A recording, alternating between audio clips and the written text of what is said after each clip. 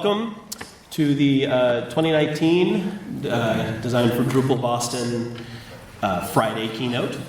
My name is Kevin Barringer. I'm going to be introducing our keynote speaker, but first I've been authorized by Leslie to say if you're feeling chilly, then if you pay extra special attention and clap extra hard at the end of the keynote, we'll give you coffee. So, now you know how to earn your coffee. Good afternoon, everyone. I'm very excited to introduce my colleague, Debbie Levinson, with whom I've had the privilege of working on an innovative portal for conducting scientific study in the area of the microbiome, a project which is responsible for sequencing the entire genomic DNA of 18 Dolosigralum pigrum isolates. It's a big deal.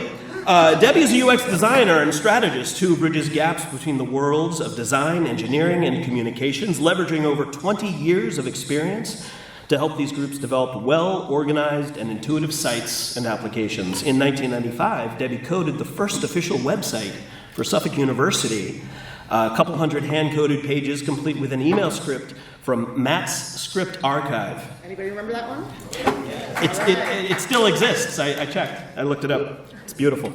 Look it up. She went on to become a webmaster for MIT.edu, guiding the launch of both MIT's first virtual tour and its first official events calendar, during which time she also co-wrote her first book, The MIT Guide to Teaching Website Design. In 2004, she co-founded Nimble Partners, providing UX, information architecture, and design strategy and consultation to clients like Cafe Press, Endeca, Catapult.org, MIT, Harvard, and Tufts. In 2014, she co-wrote her second book, Tufts, Visual Usability, with her business partner, Tanya Schlater.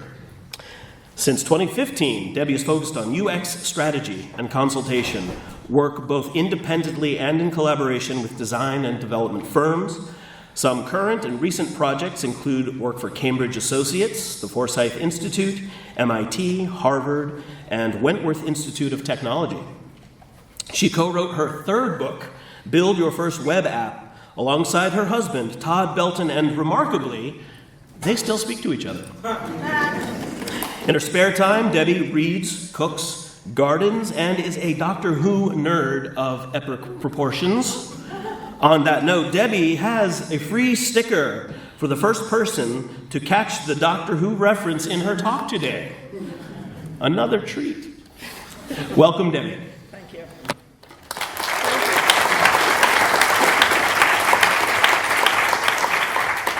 Thank you, everybody, for having me here. It's a great honor.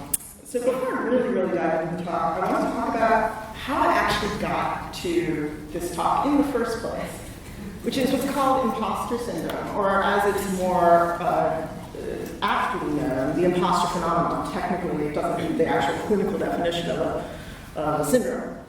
But what that is that successful people sometimes have moments where something good happens. Like you get a promotion, you get invited to do a talk, you get a raise, and you suddenly feel like, oh my God, this is the moment where they're going to find out that I'm an imposter, that I don't know what I'm doing, I shouldn't be here, I should be fired, just forget I ever existed. And this is the thing, it happens to both men and women in roughly equal proportions. And it happened to me the instant that I got this email from Kevin saying, do you want to maybe keynote this?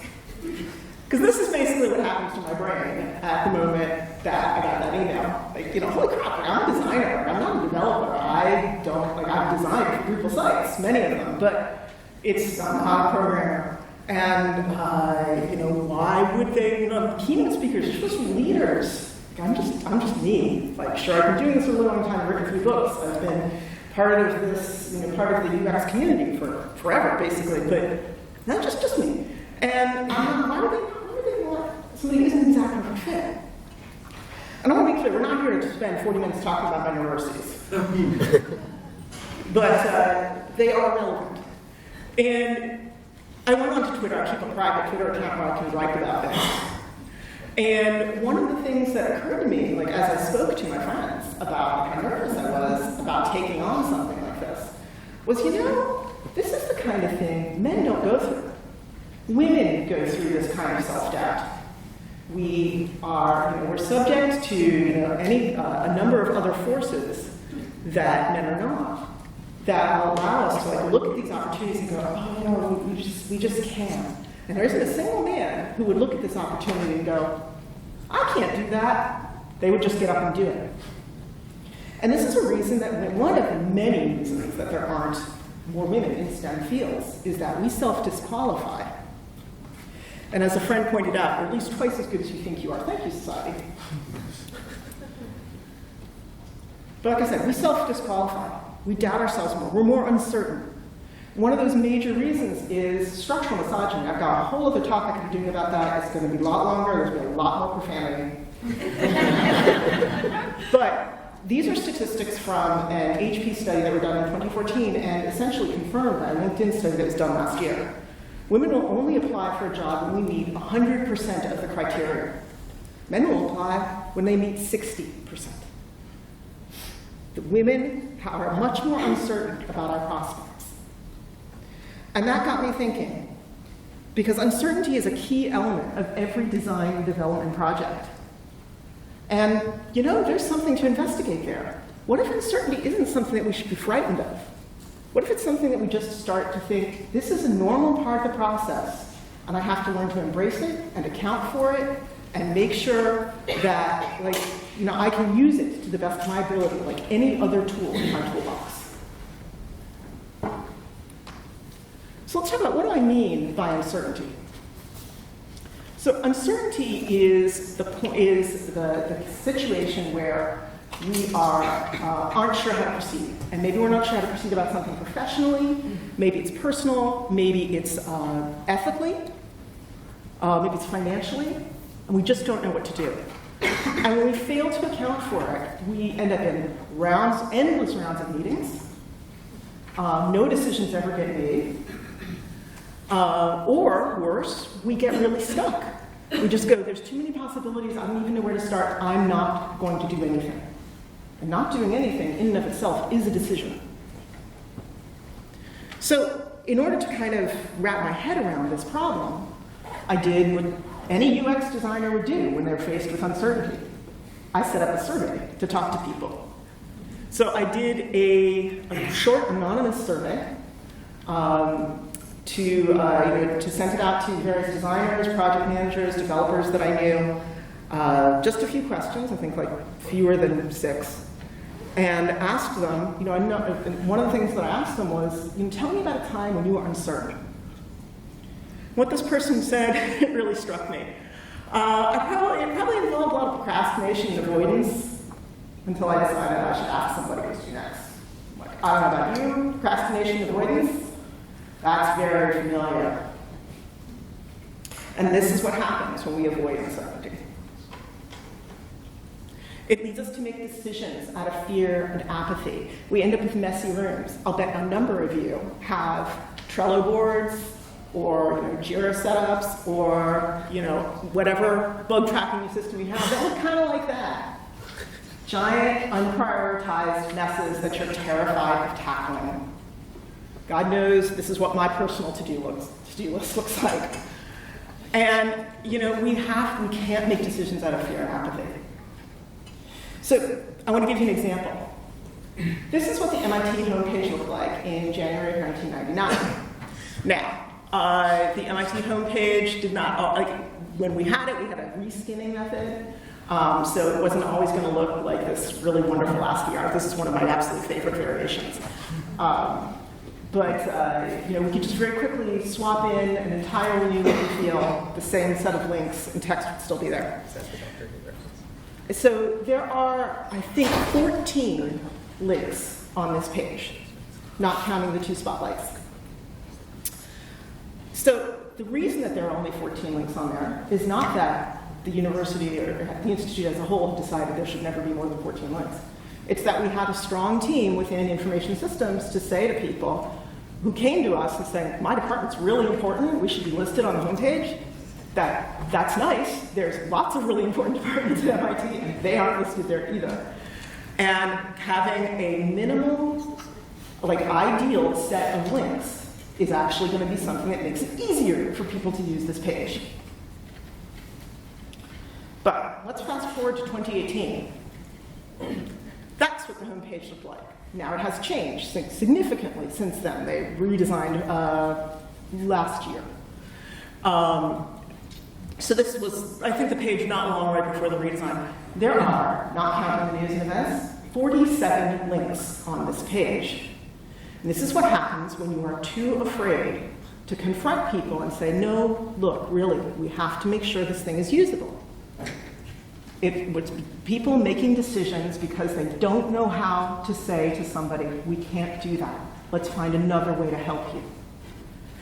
And I also strongly suspect that there was apathy that played into this. Because, you are in this, I've been in this position. And you've got departments and organizations on you every single day saying, I need this link, I need it on the homepage, I need it yesterday. And after a while, you just go, I'm really tired. I don't want to fight anymore. Just put it up there, and it'll be a problem for future me. But that is a crappy way to make decisions. We got it. So let's talk about some more consequences of actually not acknowledging uncertainty. Yes, there was more than one photo of my cat. That photos I felt were important. John Scalzi has a quote about how the failure mode of clever is asshole. I think that the failure mode of uncertainty, kind of the opposite of it, is overconfidence. And it makes us arrogant. It makes us complacent when we're sure that we know the right answer, that there can't possibly be some other answer. And it makes us feel like the rules don't apply to us, that we don't have to think about how our actions affect others, how our actions affect our clients. We're just going to proceed full steam ahead, regardless of whether we should perhaps be questioning our actions. And one place where I think this definitely has happened is in accessibility. It's the kind of thing where it's a very hot topic right now and has been for several years at conferences, and it should be, because the web needs to be available to everybody regardless of their abilities. Sooner or later, every one of us is going to need some kind of assistive technology. And when you are somebody like, let's say, Target, and you decide your website doesn't need to be accessible to the visually impaired, in 2008, you paid the National Federation for the Blind $6 million. Domino's, currently being sued because of inaccessible web and mobile app. MIT and Harvard, currently being sued because of inaccessible video captioning.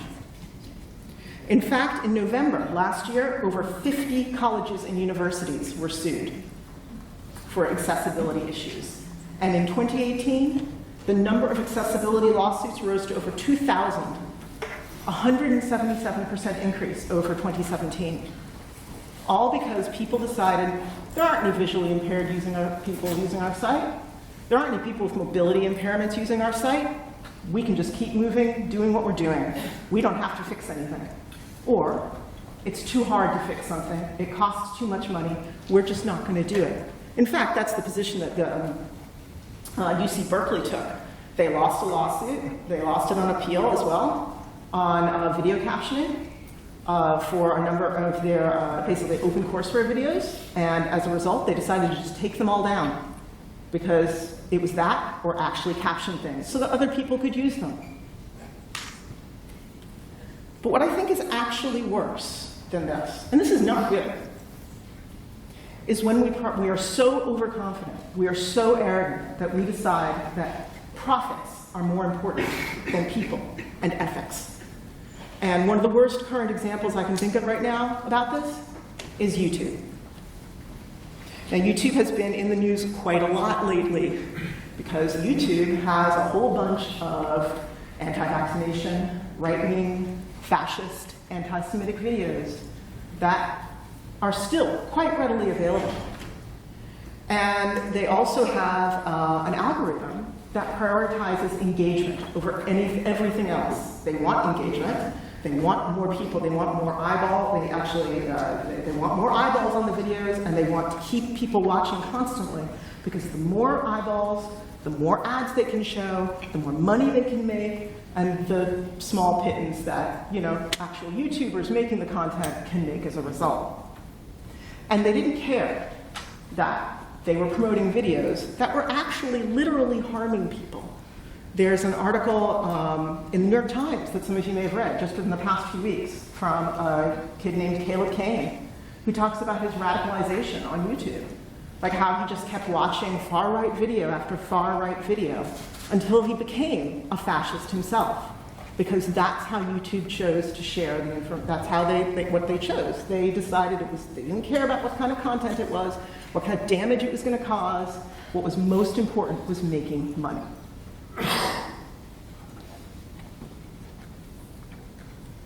And this was something that they knew about within YouTube themselves. The employees were uncertain. Management was not.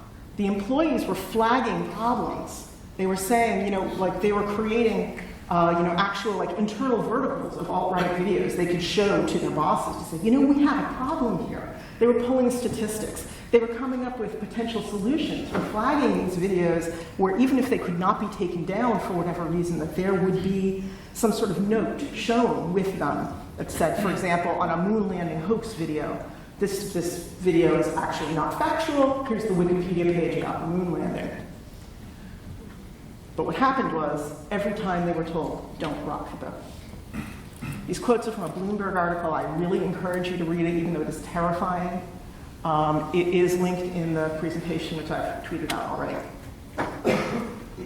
And so this is the thing, YouTube has eventually come around. I wouldn't say completely, but they have agreed to actually put those warnings up with some of these videos. They have decreased the visibility of these videos in their search results, as well as in their recommendations engine.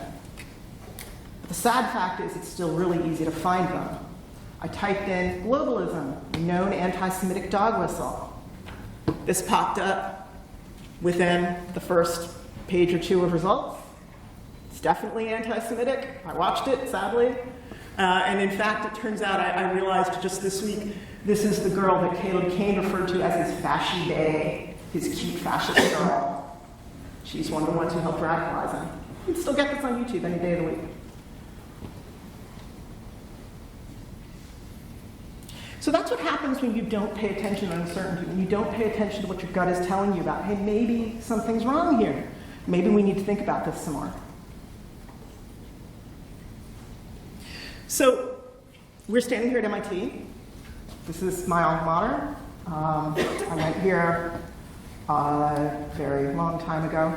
And hilariously thought I was going to major in chemical engineering, and even more hilariously walked out with a degree in creative writing.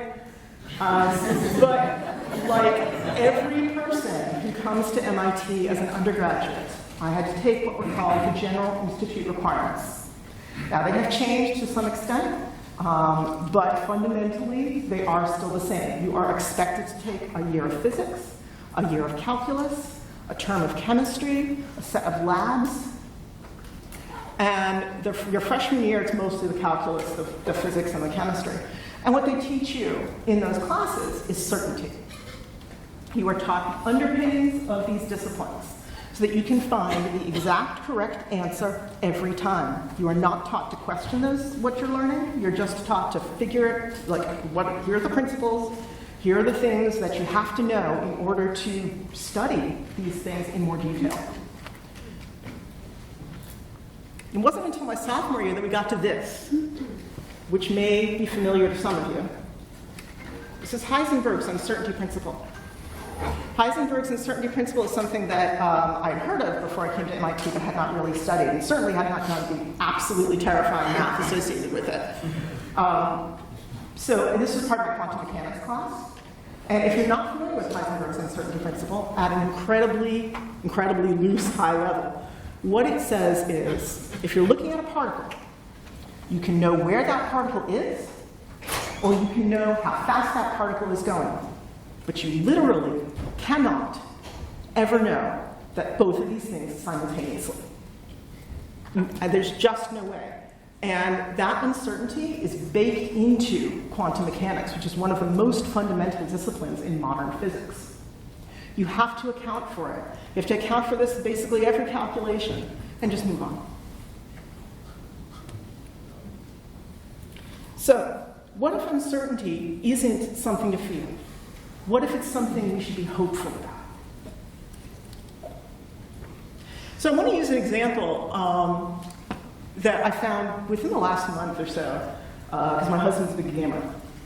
And Steam, many of you may well be familiar with it. So Steam is a game distribution and sales platform. It's an online community. It's run by a company called Valve. And in April, I think it was, April, so not long after, so the Notre Dame fire happened.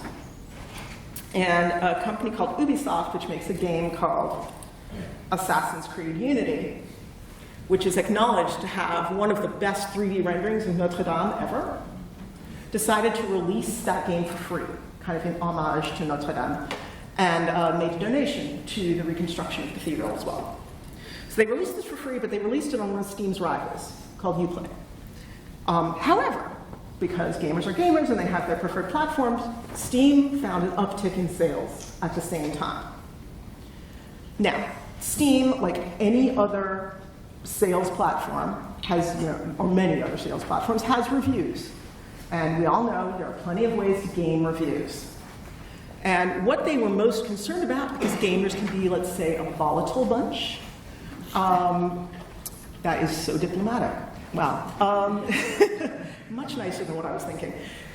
So they are worried about things like review bombs. And if you're not familiar with the term review bomb, that's what happens when you've got a bunch of trolls who decide they hate a thing for whatever reason. Like, let's say, the Captain Marvel movie, which dared to have a woman star in it, and they decide, we're just going to bomb the review sites with a bunch of really bad reviews and drop its rating, and then nobody will go see this movie. Which they did on Rotten Tomatoes, and it's got a terrible score. I haven't gone to look since they did it, because why would I? It's a great movie. But Steam needs to make sure that gamers don't pull the exact same crap here. And so they looked into review bombs, and they found a way to remove them from their recommendations, as well as reviews that were off-topic. Reviews that were things like, a woman coded this, it must be crap, versus, the control scheme for this game is really hard.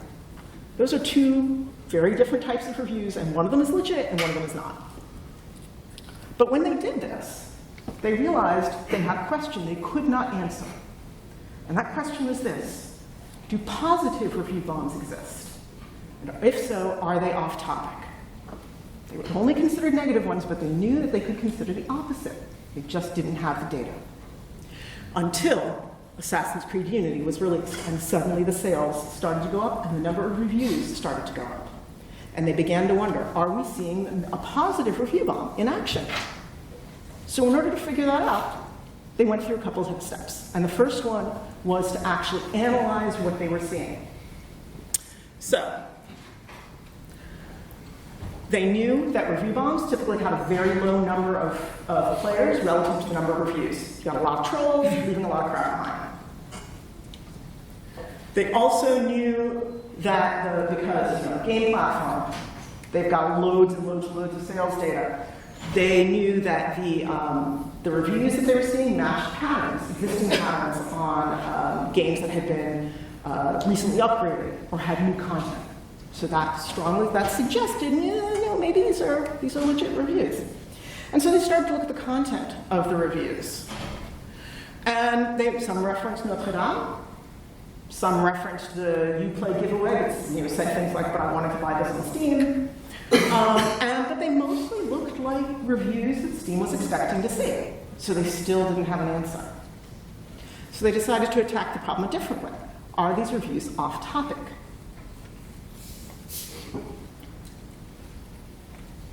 So they knew the game hadn't changed, but the context in which the game had been released had changed. When the game was initially released, Notre Dame was intact. When the game was re-released for free, Notre Dame had suffered serious damage. And they knew that, from their experience, that context changes can, in fact, be purchase predictors. So, for example, if a lead developer for a game leaves, that affects whether future development for the game is going to be any good, potentially. And so really their questions were these, like, are those games actually better or worse after the context changes? And, was there new value added? Did the donation provide a feel-good bounce? Are these things really directly related to the sale of the game? And their final verdict was they still didn't know. And I think that's okay. And here's why. They found that, first of all, that their existing criteria had definitional limitations. And they also found, and I think this is important, that removing the negative reviews removing the positive reviews would have only led to a 1.3% change in the game's rating, which is really not very significant. If it had been something like 20% up or down either way, that would have been different. But that wasn't the case. And I think that there are really three key takeaways we can have from this. And the first is that uncertainty had literally provided them value. They had identified a problem long ago. They had finally gotten some data that they could use to investigate this. And it had taught them that what they thought they understood, the way they had defined what review bomb was, what off-topic was, these definitions had limitations and would need to be adjusted. The second thing I think we can take away from this is that this is an iterative process. Development is never done, hardly ever done. And, this is iterative. They had to go back and look at what they had initially thought and think about it again. And finally, transparency is great. Steam apparently did not have a good reputation of being hugely transparent. There is a very long blog post about this entire process. That's how I found this. My husband told me about it. I'm like, this is amazing. And that blog post is linked here in the presentation. And they, everybody learns when you share this kind of information. If they had just kept it to themselves, nobody would learn anything from it except their internal folks. There's no reason not to share it. So, what can we take away from STEAM beyond those three principles? What can we take away and learn from ourselves in terms of how we integrate uncertainty into our own design development processes? So I've pulled these together into 5 separate principles. And this is the first one, based on all of those interviews that I did, or all of those survey results that I got. If there was one thing that I heard loud and clear from every person, ask questions. It's the kind of thing where, there's that horrible old saw, which was attributed to Abraham Lincoln, but is not actually him. I forgot the name of the guy who actually said it. I had removed that slide ages ago, but I decided to put it back in. Where we talk about, it's better to, keep your mouth shut and be thought a fool than to open it and prove yourself one. That doesn't actually apply, I think, in a lot of design development cases. Nobody wants to look like an idiot, okay? I get that. I'm very introverted. I definitely get that. At the same time, when we ask questions, when we don't just shut ourselves away in a room and decide, I'm going to figure this out for myself, and even if I can't figure it out for myself, I'm just going to pretend that I figured it out, that's not good enough. We have to ask the question. Because I guarantee that question that you have in your mind, that's somebody else's question too, and they will appreciate it as long as somebody asks it. So here are some quotes. Well, actually, no, not yet. We'll get into quotes. So I'm a UX designer. Every human being I look at, we're all a collection of needs, hopes, and fears. And I cannot do my job effectively until I understand what those things are, so that I can make sure that the application that I'm designing addresses those effectively and in a satisfying and pleasant way for the people who are going to be using what I'm building. And I'm using a number of techniques. Like I said, this is my discipline. My discipline is literally asking questions. Surveys and interviews and card sorts and focus groups and, a number of different things. And, how do you know when you're done? Well, for me, it's when I feel like I have enough information to begin to create a set of guidelines for how a user experience can be designed to actually help these people. to actually have a rationale for the design that developers can implement, that the visual designers can implement. So these are the quotes. Don't be afraid to ask questions. If somebody tells you that, if somebody talks down to you, like they're the jerk, it's not you, you're just asking them a question. Google, Stack Overflow. I gotta tell you, like when I do tech support for my parents, I'm sure many of you do the same. They think I'm a genius, but it's just because I know how to ask Google the right questions. And as somebody who has done front-end development, like where would I be without Stack Overflow? These are great resources. Ask your peers for help. And from a more kind of tactical perspective, review and analyze like what you know, figure out what you don't know, figure out who you're going to have to talk to move forward. Systematize it.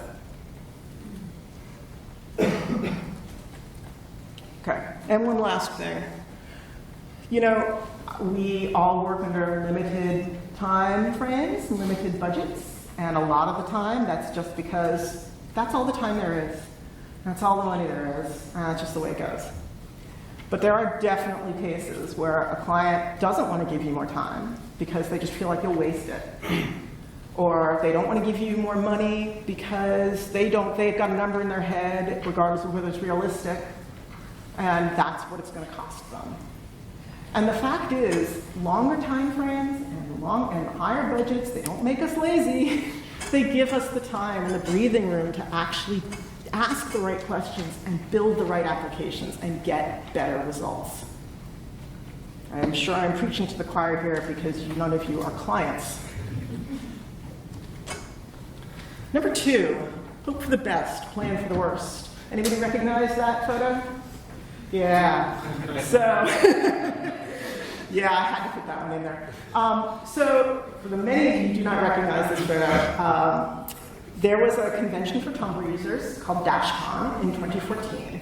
DashCon was run by people who clearly should not have been running a convention. And in the middle of the convention, literally in the middle of the convention, they ran out of money to pay the vendors who were there, and they ran out of money to pay the hotel hosting them. And what they did was beg the attendees for more money. And one of the things that they did to kind of make up for this horrifying ask they were doing was they promised people an extra hour in the world's saddest ball pit. You do not ever want to be the DashCon of application design and development. So how do you avoid that? So this is a risk matrix that was used as a sanitized version, used on a project that is hopefully launching next month, where the developers and we were dealing with a client who had a lot of understandable fears and uncertainties about how the project was going to proceed and how she could deal with her many, many very demanding, very high-powered stakeholders. And so we put together a list of, these are the risks. Okay, well, what happens if your stakeholders don't like the design? Well, let's make sure that the stakeholders are included early on. What happens if the content editors have a hard time entering things? Well, we can do more training later. We can figure out what things are giving them a harder time and focus just on those. So actually beginning to identify exactly what the things were that somebody was afraid of, that somebody was uncertain of, and identifying the specific mitigation procedures was something that we were able to take to the client, and she felt much better afterwards. It's good for us, too. It forces us to come up with those plans. Plan for negative personas, in particular if you are dealing with anything that has to do with social media or online community. There's lots of trolls out there, and they will abuse what you build, just like Twitter, if you don't plan for them up front. And they will make things much more hostile for the user base that you do want to attract. Now there's loads of information online about negative personas. I'm not going to repeat, I can point you to lots of it, but This, I thought, was one of the best summaries I had seen about how to think of questions you should ask yourself during application design development to account for bad actors or people you might be harming versus by what you're designing, and the people that the bad actors might be harming with what you're designing. This is from journalist Stacey Marie Ishmael. And she says, ask yourself these questions. Who does this help? Who is it harming?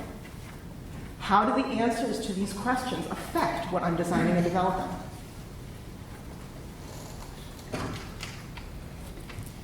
There's another tool that I just found about this quite recently called Another Lens. And this is developed by the Airbnb design team, as well as a journalism nonprofit called News Deeply.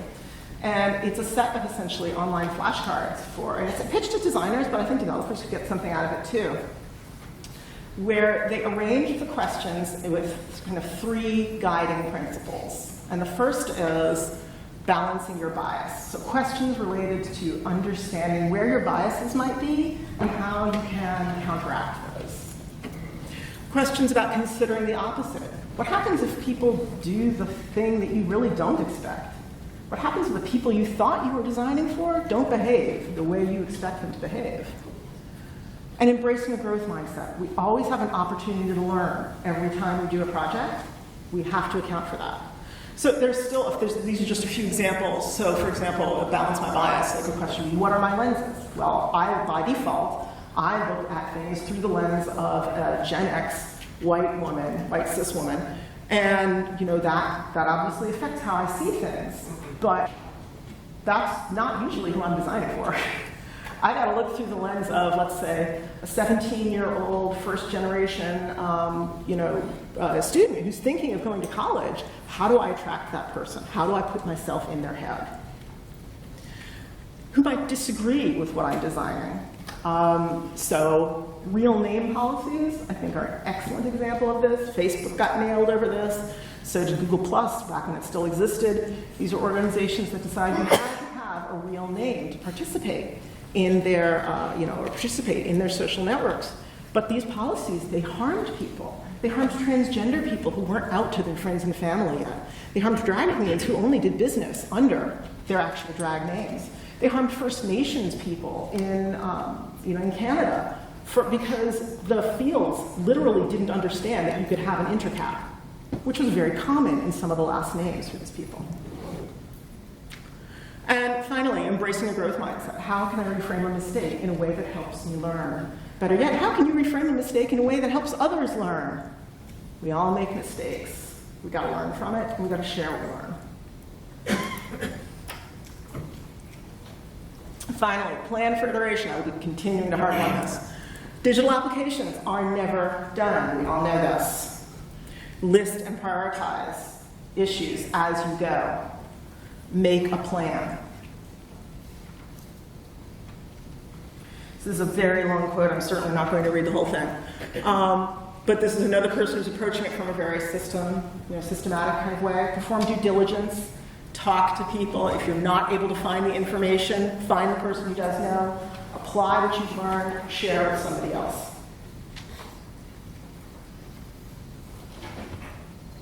Okay, sometimes you have to take a leap of faith. This one came about because I was talking with somebody who mentioned that they had, they had an employee who was really, really stuck because they were uncertain about how to go forward. They had that Trello board that looked like that messy room, and they just didn't know where to start. And because of that, and even though they had data about how people used the application, they looked at that and they were just like, oh, those are just assumptions. I can't move forward on just assumptions. But if you say that, you will in fact never move forward. You will end up with that messy room for the rest of your life. You have to make a leap of faith sometimes. So again, planning for iteration. Learn. If you don't know the information, go look up. Talk to somebody who knows the answer. Start small. I think this one's really important. There's a terrific cleaning website. I promised I wouldn't curse, but it's called Unfuck Your Habitat. And they have they have this concept of the invisible corner. And the invisible corner, I guarantee we all have one. It is that spot like on your desk, or in your living room, or in your bedroom, and it's been piled with papers or books or all kinds of other crap for years. And you walk by it every day, and you haven't cleaned it because you don't see it anymore. It's become invisible. And we all have this in our applications, probably many of these. And they are excellent starting points for when you're feeling like, I don't know where to move forward. Okay, go clean the invisible corner. This is a thing that actually Unfuck Your Habitat did when they were still really active on Tumblr. Every so often, you just get a post go by that said, okay, stop what you're doing, take 15 minutes, go clean your invisible corner. And I would sometimes do it. I felt much better afterwards. If a leap of faith means you might have to rip out work, do it anyway. Because sometimes even that little fix that you have to do, that you know you're going to have to take out later, that you know you're building technical debt for yourself now, it's going to make somebody's life better now, today. Maybe that person is you. Just do it. And lather, rinse, repeat, iterate, keep going.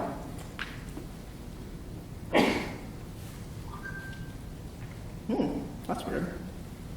My phone is stuck. There it is. It worked. Okay. That is very strange.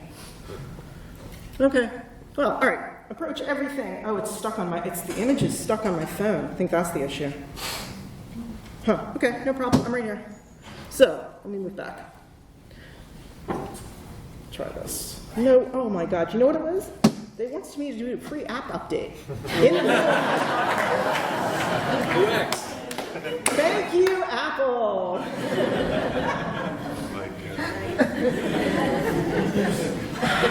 And here I thought that my biggest worry, because my laptop is actually eligible for the new battery recall, I thought my biggest worry was going to be, my laptop's going to explode on me. Nope. Okay, approach everything that you've got and everything that's happening. It's a problem to be solved, but listen to your gut. Sometimes your gut is telling you the right way to jump. Do it. And as my former business partner and friend, Thomas Schlotter, sometimes says, like when people are stuck with assumptions, like all we have are assumptions and we don't know, we can't just move forward with assumptions. Well, you know, all we have are assumptions, but sometimes that's all we ever have. And if that's all you've ever got, just do it. Learn, take what you've got, move forward, learn from it, just like Steam did, and iterate and fix things later if you need to.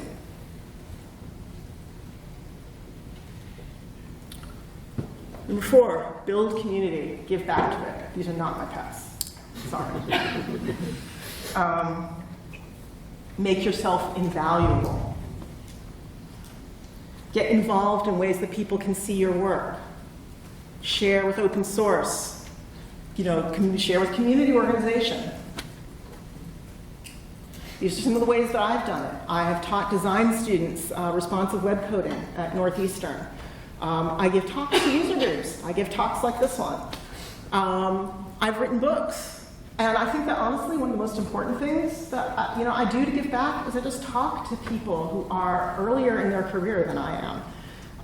There have been a couple people like that just within the past few months. I've sat and I've had coffee with them, or I've done a quick phone call just to answer their questions about, okay, what's UX work like? What do I need to learn? What are the tools that I should be using? Who should I be talking to? I've been doing this a really long time, and it is my responsibility as somebody who's senior to make sure that the pathway up the ladder is clear for other people. If I pull the ladder up after me, like, what's the point? We all have the responsibility to help the people who are earlier in their careers.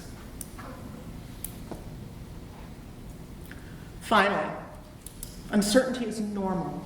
You shouldn't fear it, you should embrace it.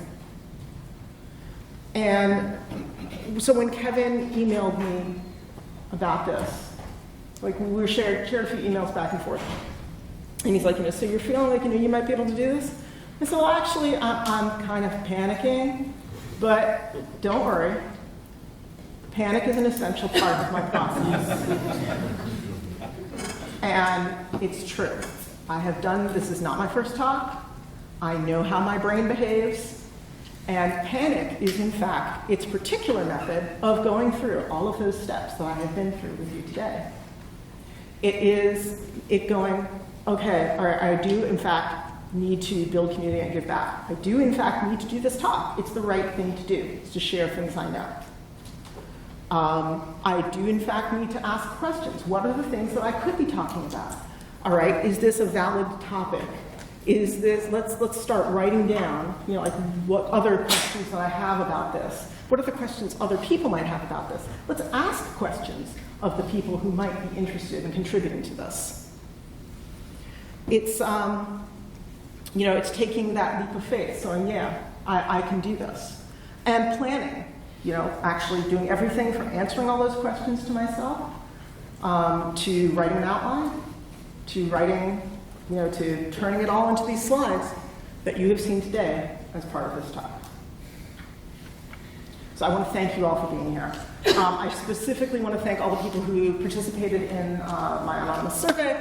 I want to thank Kevin and Patrick for having me here. I want to thank Tanya for all of her advice while I was working on this. I've already tweeted the slides and the text version of this talk, but there's the URL as well. You can find me at DebbieLevinson.com. You can look at my very sad website because I never change it because I would rather work for people than actually edit my own website. And you can tweet me at Debbie_Levinson. Thank you all.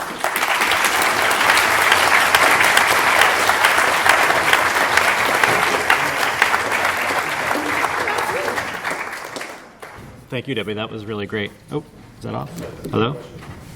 That was really great. Does anyone have any questions? I do. Great. The slide right before the Steam logo. Yes! That's all. Yeah, do you recognize that? That's not.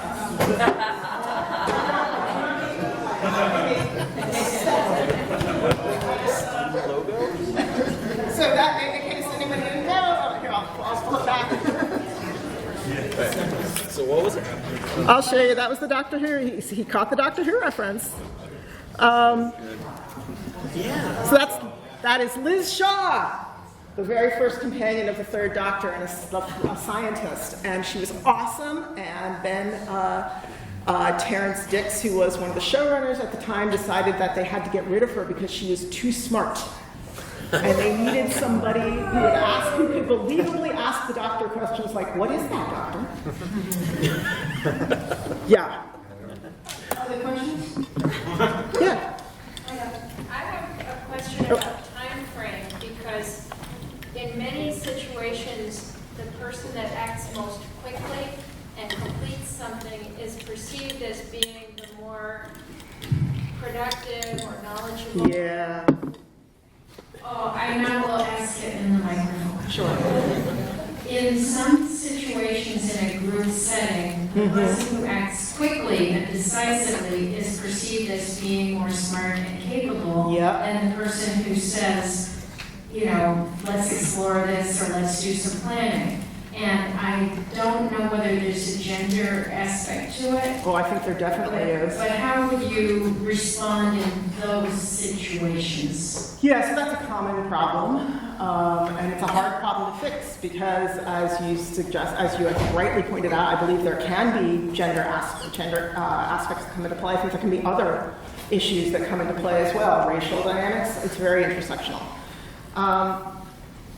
But the way I personally would approach that is like, great, the answer, if you personally are feeling like, that is not a thing that I would entirely recommend, maybe consider looking at how what they're suggesting could be tested. If not then in the future, so that it's not forgotten as a thing that should be evaluated. Because perhaps later, through that evaluation, you might find either that person's initial gut reaction was correct, or no. And then if the answer is no, you've got data to back that up. Hi. Thank you very much for the presentation. The question I have is somewhat related on the issue of that one, very sensitive topic. This has to do with the freedom of speech, particularly when it comes to platforms like YouTube and such. So when you have such an application, how do you manage, the content when it's not something that's illegal, per se, when it goes on either too far left or too far right. Is that, how do you strike the balance between monitoring that and giving the user control, as to what they would like to see and how they would like to be exposed to such content? So I think so much of what of the answer to that question depends on the culture that the business or the organization wants to promote on the platform, and how they want to be perceived as well. Clearly, Twitter, one of the main reasons that YouTube didn't want to do anything about the far-right videos was because they felt like it would actually endanger their status essentially as a common carrier, because they would be seen as showing bias, regardless of whether these videos were actively false. But fundamentally, I think the most important thing here is that the First Amendment does not apply to private websites. And a private website can ban or monitor or, exclude whoever they like, at least, within, I think, some legal limits. So if a website decides, like Ravelry, that they don't want to have active support of Donald Trump on there, they are 100%, because he's a white supremacist, then they are absolutely within their rights to do that. Just as a platform like Gab, which was founded largely by white supremacists, if they want to have their right-wing trash fire, they can have it. I don't have to be there. I don't want to be there. So I think that it's got to be figuring out, who do you want to be? Who does your organization want to be? And then putting it into place, really strong, moderation policies, which I think a lot of organizations are unwilling to do because of the level of manpower, quite frankly, that it takes to keep on top of that. Thank you. You're welcome. Anybody else? Reggie? I always have something to say. We will. So for 1 year, I had the pleasure of teaching one of the greatest high schools in the country, my alma mater, Bronx High School of Science. Oh. And since I was a provisional teacher, I had to take teacher training classes, and I learned a lesson at one of these. And it was a room full of people in the same situation as me, mostly science teachers, also math teachers. And the challenge we were given was the presenter did some little magic trick at the front of the room. Mm-hmm. And each table had to discuss among themselves and come up with multiple hypotheses to explain how the magic trick had been done. Cool. A room full of science and math teachers failed utterly at this. Once someone hears one explanation, they stop. They can't come up with alternative explanations. And my takeaway from that is that even these people who are supposed to be teaching the scientific method are very averse to uncertainty. Yeah. And as soon as they have something to latch onto, they like it, they stick with it. Yeah, group dynamics are hard. They're really hard. They're one of the reasons that I avoid doing focus groups whenever I can. And sometimes they're unavoidable, but you do have that same problem where one person will say something and everybody will just kind of latch onto it.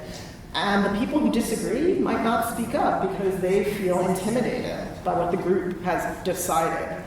It's a real problem. But it's not, and it's not an easy problem to fix. I think it's kind of baked into human nature to some extent.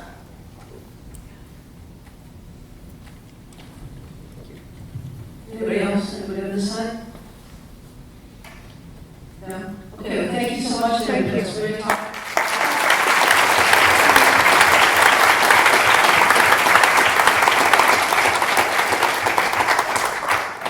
Housekeeping notes before we open the coffee. Don't worry, there's no ball pit outside. There are 3 more times for sessions, 2:30, 3:30, 4:30. That's 14 sessions, 14 speakers that worked really hard to get those presentations ready. If you could, I know people have places to go, but if you could try to stay for those sessions, we'd really appreciate it. Just so